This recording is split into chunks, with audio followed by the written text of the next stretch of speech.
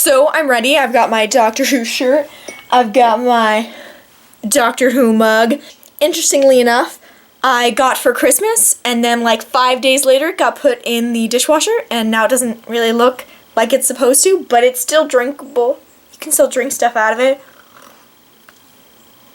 So last night I finished Doctor Who Season 8, and I thought I would share my thoughts about it, because I kind of have a lot, and I don't know who else to talk to.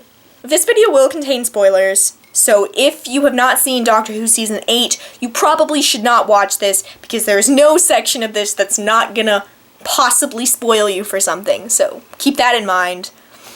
I'm gonna go episode by episode and just sort of give a few things that I felt or a few things that I noticed about those episodes.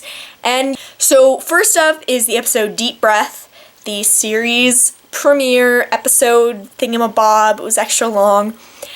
And the episode starts and you see the Doctor and Clara, and they show up, and Clara's very confused because the Doctor's not like cute and young like she thought he was gonna be. And the Doctor's very confused because obviously he's like a completely new person, so that's understandable. And in that episode, like, in the first, like, half before the action really started, I just really could not stand Clara. And the reason was just that she was being so selfish and so, like, how does this affect me? Like, my cute Doctor's gone, and it's so hard for me, until, like, Astra, like, slaps her, basically, and says, you know what? As confused as you are, I bet the Doctor's a lot more confused. And once the action of that episode really picked up, I liked that a lot more. It was really interesting to sort of see their new dynamic and sort of how the Doctor is different than how he used to be, and he doesn't. And I really loved at the end how they sort of had that moral conflict, and you just still don't know what happened there, but I liked they are not necessarily portraying the Doctor as always being a hero, because in season 7 and Matt Smith's seasons, they really portrayed him sometimes very dark, but they still sort of made him a hero, and they didn't make him that, like, morally confused about what he was doing, and I like that they're sort of moving in a direction of making the Doctor a little bit more thoughtful and a little less rash. So, the second episode, Into the Dalek. So, in that episode, I felt that that was really reminiscent of one of the first episodes in season 1 of New Who. You know, the one where the Dalek is all chained up, and it's Rose and 9, and sort of when the Dalek is, like, telling him that, like, oh, you're very hateful too, just like Daleks. I liked Into the Dalek, because it sort of developed more of a, like, understanding of what exactly Daleks are and how they operate. Just because you're fighting for the good guys, does that mean killing people is okay?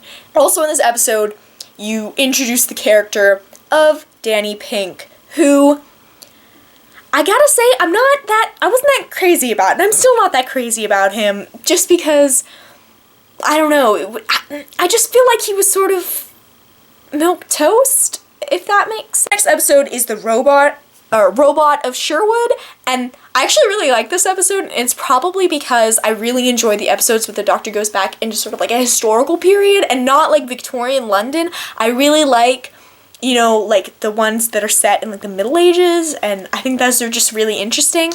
And I liked the character of Robin Hood and how you were both Clara and the Doctor in that moment, where you were sort of like, there's no way this guy is real, but you were also thinking, but why is the Doctor being so skeptical? Like, he's clearly right here. And I thought that that was a really great episode, and I thought that it was another really good, you know, way developing Peter Capaldi's character, who I actually really like. I think he's a good mixture between David Tennant and Matt Smith, more seriousness of David Tennant and the more thoughtfulness, more of the sort of like snarky remarks of Matt Smith.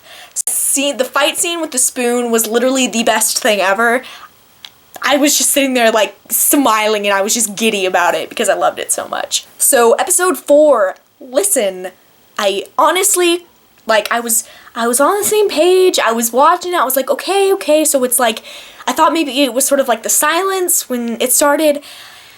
And then it was like totally, it was kind of a letdown. It wasn't a bad episode.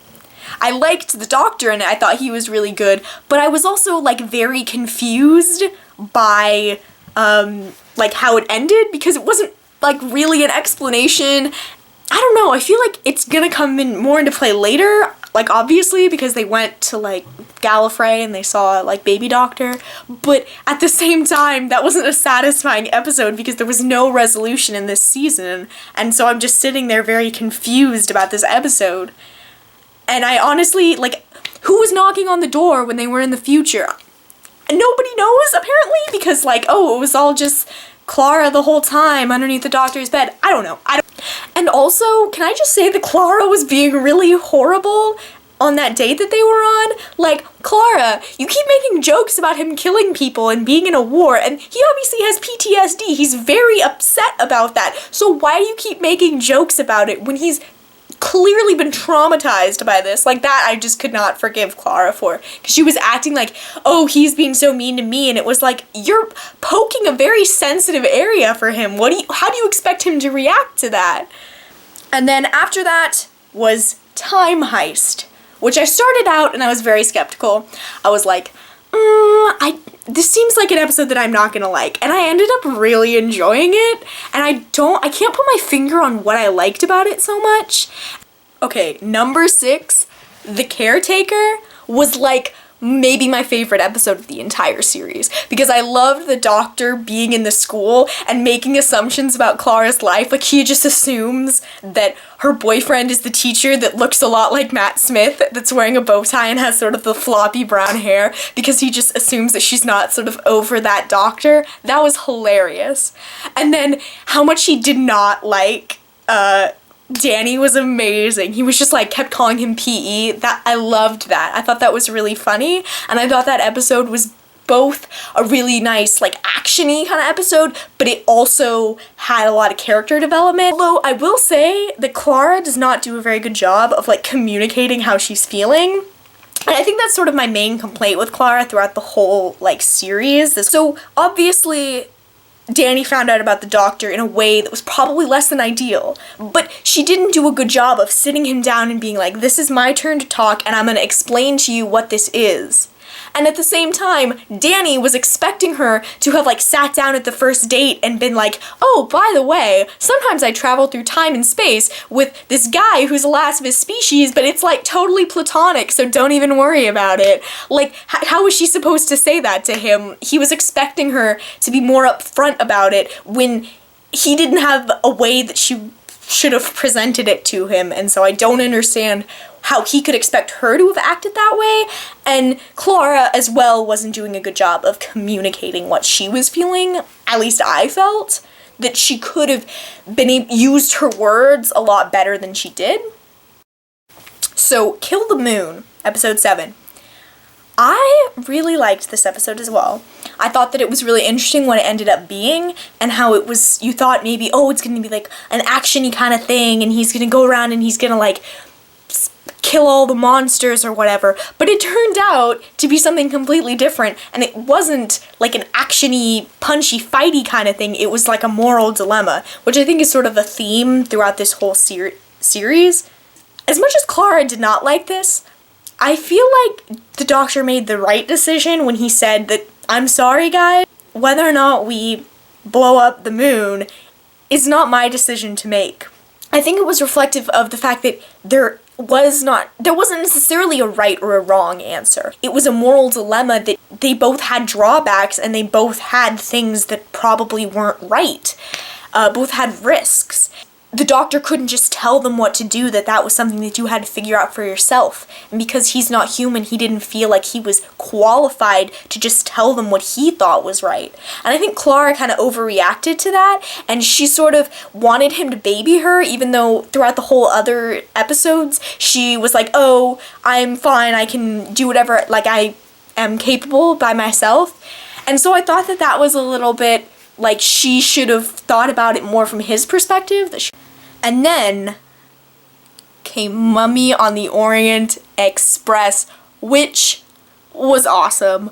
And I think probably maybe the reason I liked it so much was because I love Agatha Christie, and it was very mysterious, and I wasn't really sure where it was going and why anything was happening, and I loved the way the Doctor dealt with it, and I think that sort of shows who Peter Capaldi's Doctor was, that he didn't know that he could do it, but he was gonna try, and I think that that's really good, and that he was willing to put himself at risk.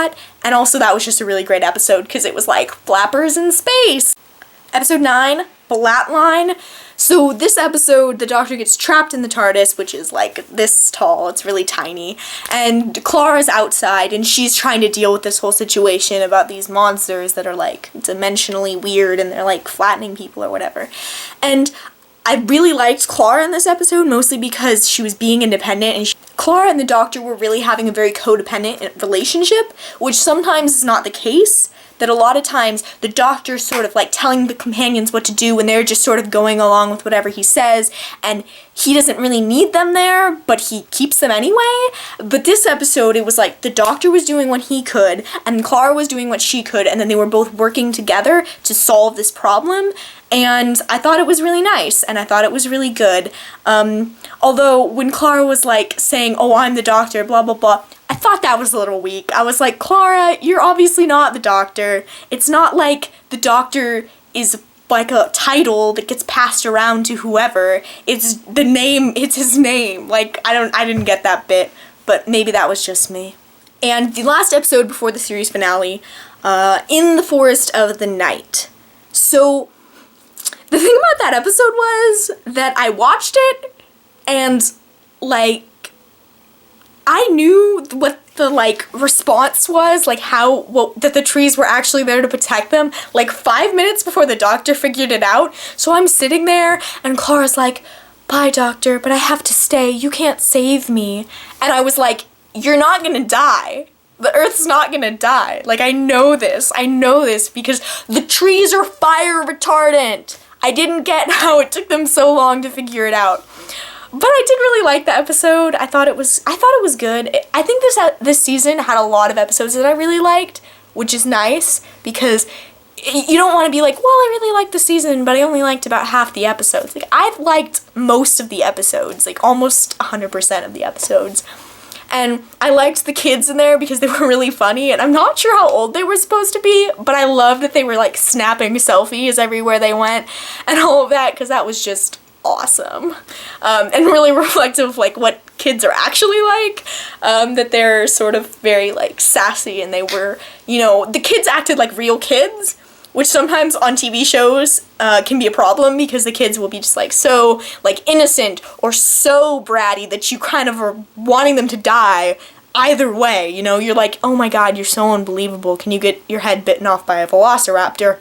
Or, oh my god, you're being so rude and horrible to everybody, can you get your head bitten off by a velociraptor? I didn't really like Danny Pink that much, because I just felt like him and Clara, their relationship was a little bit forced. Like, at the beginning it was super awkward and super, like, didn't work, but then they kept, like, trying and trying and trying, and then they finally sort of reached something, but at the same time, like, I don't feel like they were that natural with each other. I don't think that they were that good of a couple. Maybe that was just me. And then the series finale, starting with Dark Water.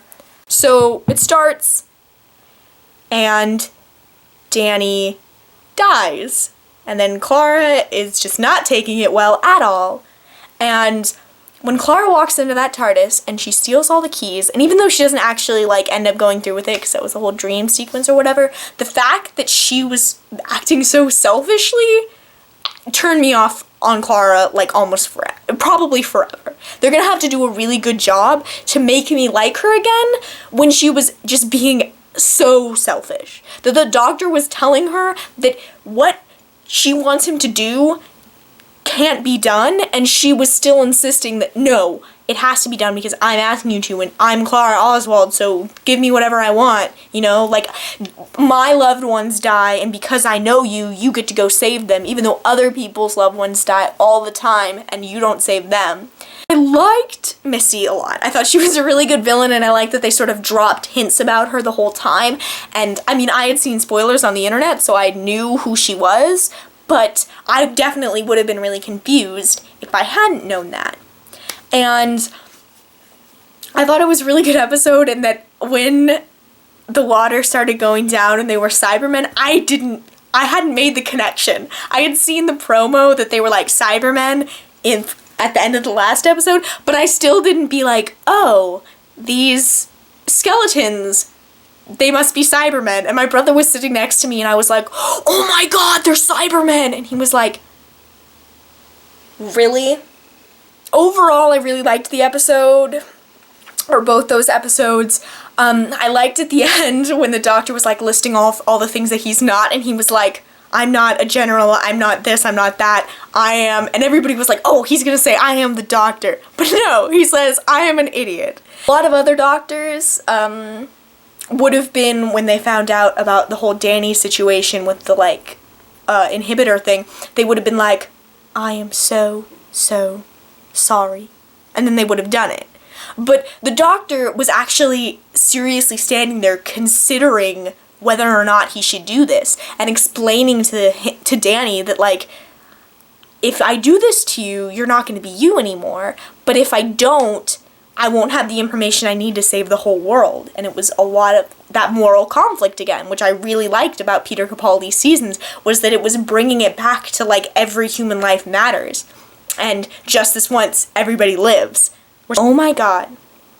It literally broke my heart when the doctor goes to the coordinates that Missy said Gallifrey was at, and it's not there. I was so upset. I was so sad for him, because you could see that he was so hopeful and he was so wanting to be able to find these people that he had been willing to give up his morality to protect and to sort of end this horrible thing that was killing so many people. And he was just so upset, and I just wanted to give him a hug because he was just so sad. Bye!